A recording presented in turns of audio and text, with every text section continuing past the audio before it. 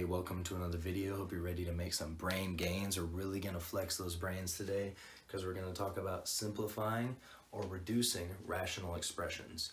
So I hope you enjoy my Christmas colors, and that's really just because all I want for Christmas is to simplify a bunch of rational expressions. So that's what we're about to do today. It's a Christmas miracle, right?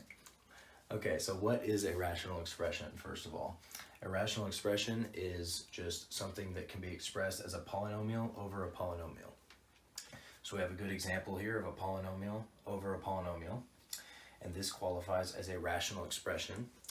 And you may have seen the word rational and guessed something to do with fraction, because a rational number is just a number that can be expressed as a fraction. And if you guessed that, then you were correct, because it's just a fraction, but instead of numbers, we have polynomials. So what does it mean to simplify or reduce? Okay, so let's consider this example. 6 over 8, if we were to simplify or reduce it, we would reduce it to 3 over 4. This is better form, right? If you left 6 over 8 as an answer on one of your math exams, depending on the professor, they may take off a point or something, right? With this is the simplest form of this fraction. So this is what it means to reduce, to fully reduce to lowest terms.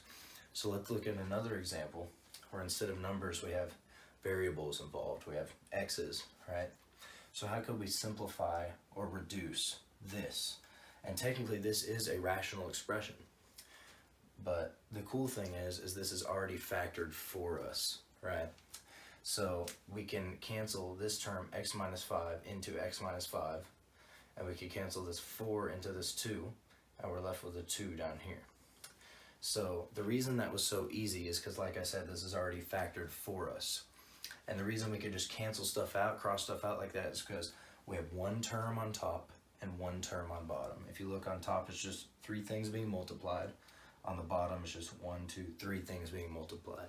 So we were able to just cancel, cross stuff out, right? The problem is with something like this, we have 2 terms on top, 3 terms on bottom. Things are separated with plus and minus, so we can't just go crossing stuff out, right? And so that brings me to our next question. How do I simplify a rational expression? So what you do is you just factor the top and bottom, and then you cancel. It's that simple, right? So we're gonna, if you're not very good at factoring, we're gonna do a lot of factoring, because that's pretty much all this is just a bunch of factoring, and then you just cancel stuff, and then you're left with the simplest form of the rational expression. So let's go ahead and do some examples. We'll start with this example, but I have to erase a little bit to put the example up. So, all right, so let's go ahead and start with an example. We are asked to simplify this rational expression. So what we're gonna do is fully factor the numerator, fully factor the denominator, and see if we can cancel some stuff and come to a simpler form of this. So I'm gonna go ahead and factor the numerator. This looks like a difference of squares. I think my a is gonna be x and my b is gonna be 5, right? This could be rewritten as x squared minus 5 squared. So I'm gonna go ahead and use this difference of squares formula to factor the top. X minus 5 times x plus 5 is what it's gonna come out to be. And if you have no idea what this is, I have a video on it. You can go click the difference of squares video. Okay, this bottom is a trinomial where a equals 1. So I can just use this multiply add method of factoring, where I'm just looking for 2 numbers that multiply together to give me -10 and add together to give me -3. So I'm gonna break down the factors of 10. I have 10 times 1, 5 times 2. I think the 5 and the 2 will work. And I think it's actually gonna be -5 plus 2 that's gonna work and give me that -3. So these are my magic numbers. So that's what's gonna be inside these parentheses, x minus 5 times x plus 2. And now you can probably see what's gonna cancel. I have x minus 5 on the top and bottom. So these will cancel. And my final answer I'll be left with is x plus 5 over x plus 2. And this is the final simplified version of this rational expression. So let's just make note that, I just want to note one thing, that these are not fully equal. Look what happens when you plug 5 in at the top. 25 minus 25 is what you get on the top, that's 0. And then you get 25 minus 15 minus 10, that's 0. So you get 0 over 0, which is undefined. But when you plug 5 in here, you get 10 over 7, which is defined, right? So we have a little problem. We can't say that these are equal. And if we did want to say that they were equal, we could, but we'd have to say that x cannot equal 5 for this one, right? And if we said that, then we could say these are equal. But I just want to note that when you cancel stuff with x's, sometimes it can change a little bit. These are almost equivalent, but not quite. So I don't think your professor, or I don't think for these problems, you'll have to write out this kind of stuff, and I won't mention it again. And if you've never heard this before, you can ignore me, close your ears, that kind of thing. But I do want to note that this is a thing, because we're going to look at it in the future when we graph these guys and when we look at limits and that sort of thing. So yeah, let's go ahead and move on to the next example. All right, we got another example here, and we're going to see through this example that sometimes you have to do a little bit of manipulating to your rational expression to get it to simplify how you want it to. So let's go ahead and start. We're going to factor the top and the bottom of this. So let's see, from the top I can't take out any factors. It's not a difference of squares. I can't factor it any further than this, so I'm just going to leave it how it is. For now, I'll just leave it how it is. But the bottom I can factor. If you notice, this is a difference of squares, where this is x squared minus 2 squared. So I'm going to be left with x minus 2 times x plus 2. Okay, so now what do I have here? Let's see, I have x minus 2 down here, and I have 2 minus x up here. They're almost the same, but they're not the same. I can't cancel them out yet. But there is a trick I can use. I can do one little thing. And basically what I'm going to end up doing is factoring out a negative 1 to out front. What happens if I factor out a negative 1?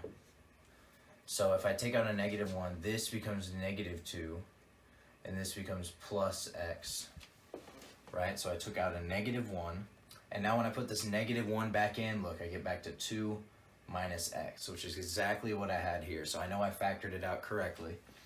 And what is negative 2 plus x? That's just the same as x minus 2, right? I could just rearrange that, and that's x minus 2. So I'm going to go ahead and do that in this next step. So I have negative 1, and I have x minus 2 here. And this is still all over this denominator, x minus 2 times x plus 2. And now what can I do? Now I can cancel that x minus 2 with x minus 2. So what am I left with? I am left with negative 1 over x plus 2.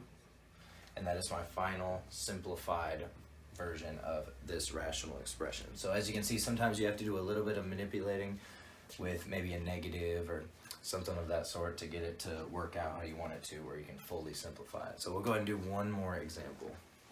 All right, this is our last example. It's a little bit of a doozy, but we're going to go ahead and do it anyway. We're going to factor the top and the bottom and see how far we can simplify this rational expression. So I'm just going to do it one step at a time, meaning I'm going to factor the numerator and then factor the denominator in that order. You can do it however you like, but just to keep everything organized, that's how I'm going to do it. So let's see, these have a common factor on top. I can take out a 2 from every term in the numerator. But what I'm going to actually do is I'm going to factor out a negative 2, because that's what I always choose to do when I have a negative in front of this first term. When I have a negative a, basically, I always factor out a negative, because I don't like to factor with negatives out there. I like to factor where that a is positive. So I'm going to go ahead and factor out a negative 2 out to the front. So when I take out negative 2, what do I have left? 3x squared. Let's see, I factored out a negative 2, so I have plus 4x. And then I have minus 7. Okay, and on the bottom I still have 4x squared minus 4x. Okay, so now we're good to go. Now what do I have here? Now this a is positive. It makes my life easier. And I'm going to go ahead and use the AC method, because I have an a that's not equal to 1, and I can't take out any more common factors, so I'm going to use the AC method. So I'm going to multiply my a times c, and I get negative 21. And so I'm looking for things that, let's see, I'll write negative 21 here.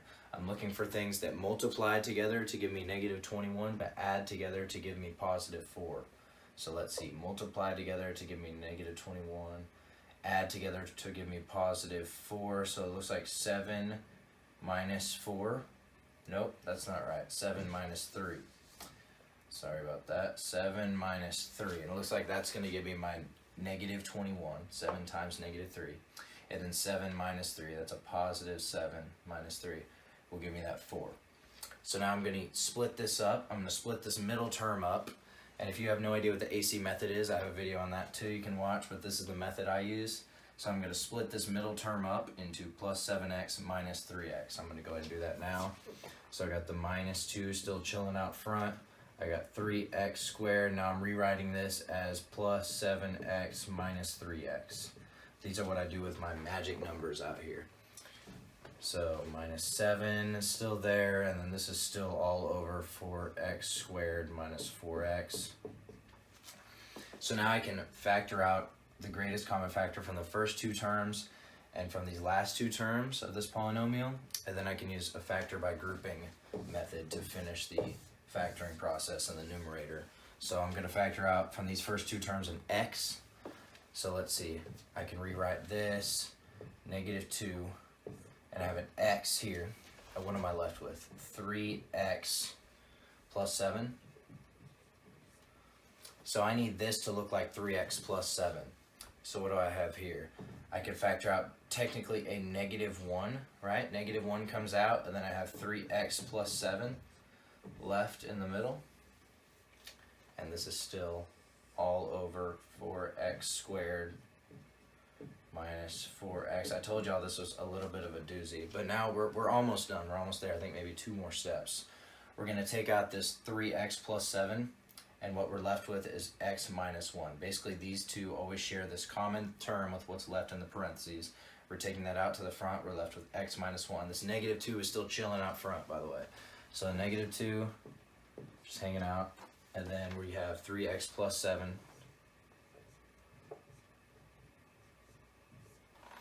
And x minus 1. So now our numerator is fully factored.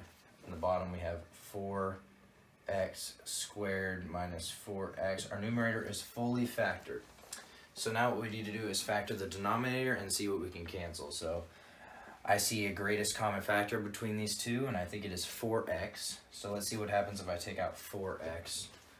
Let me go ahead and write 4x. So let's see, I'll write the numerator here. X minus 1. And then on the bottom I have 4x times, what am I left with? X minus 1. So now the top and the bottom are both fully factored, and I'm ready to start canceling some stuff. So let's see, x minus 1 goes into x minus 1.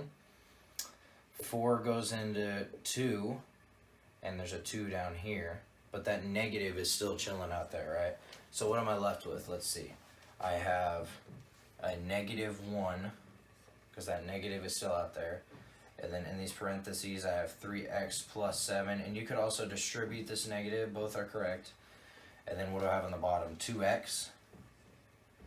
And like I said, you could distribute this and write negative 3x minus 7 over 2x. But you can't split this up any further. You don't cross the x into the x. Don't do that. This is as simple as this gets, and we are done. So yeah, it's with these simplifying rational expressions, it's just all a bunch of factoring. You just have to get really good at factoring. Just practice, practice, practice. Do a bunch of factoring, and you'll be able to do these pretty easily. So yeah, hope you enjoyed the video. Leave comments, suggestions, questions, that sort of thing. And thank you for watching, and I'll see you next time.